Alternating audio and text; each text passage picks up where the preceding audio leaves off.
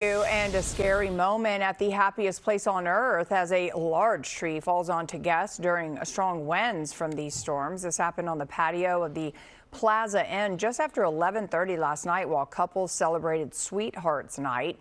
LaWanda Joseph and her husband Mark traveled there from Las Vegas. They say they were waiting for a Lady and the Tramp photo when the ficus tree fell on top of them.